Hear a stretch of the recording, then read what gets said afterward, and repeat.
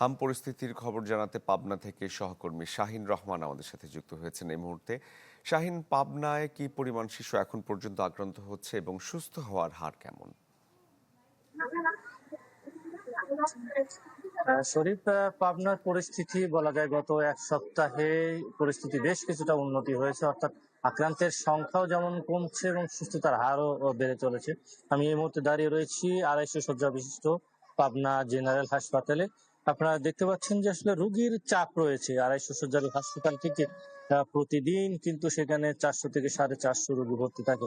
আমরা যদি হাসপাতাল থেকে প্রাপ্ত তথ্য যদি একটু বলি, হাম আক্রান্ত রোগীর হিসাব বিভাগ থেকে পাওয়া তথ্য বলছে যে গত 24 ঘন্টায় নতুন করে 3 জন আক্রান্ত হয়েছেন হামে, এবং গত এক সপ্তাহে আক্রান্তের সংখ্যা শুধু 37 জন, এবং গত এক মাসেই আক্রান্তের সংখ্যা দাঁড়িয়েছে 216 জনে।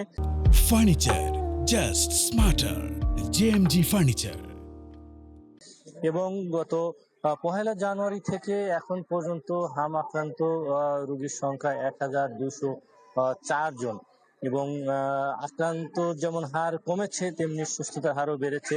গত 24 ঘন্টায় এই আক্রান্তের সংখ্যা যেমন কমেছে, সুস্থতার হার বেড়েছে। এবং সুস্থতার হার গত 24 ঘন্টার একটি তথ্য আমরা পেয়েছি, গত 24 ঘন্টায় সুস্থ হয়েছেন 10 জন রোগী।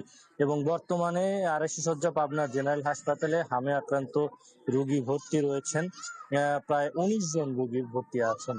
অর্থাৎ যেখানে আগে ভর্তি থাকতেন 50 থেকে 60 জন, সেই আক্রান্তের সংখ্যা কিন্তু এখন কমেছে এবং ভর্তির সংখ্যা কমেছে। এবং প্রতি 24 ঘন্টায় যে আক্রান্ত হতো, আগে ভর্তি হতো যেখানে 20 থেকে 25 জন, 15 জন, সেখানে কমে দাঁড়িয়েছে 3 থেকে 5 জনে। অর্থাৎ এই যে আক্রান্ত এবং সুস্থতার হার, সব মিলিয়ে বলা যায় যে সেই আক্রান্ত এবং সুস্থতার হারেও রোগী যে বৃদ্ধির হার ছিল সেটি কিন্তু এখন কমেছে।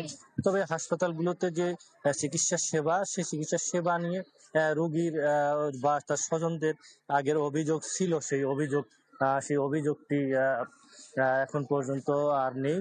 হাসপাতালে চিকিৎসা যে সংকট ছিল সেটিও কাটিয়ে উঠে গেছে বলে জানিয়েছেন চিকিৎসকরা। এবং বলা যায় যে পাবনা যে হামের পরিস্থিতি ছিল আগে, সেই পরিস্থিতি এখন অনেকটাই উন্নতি হয়েছে এবং আক্রান্তের সংখ্যা কমছে।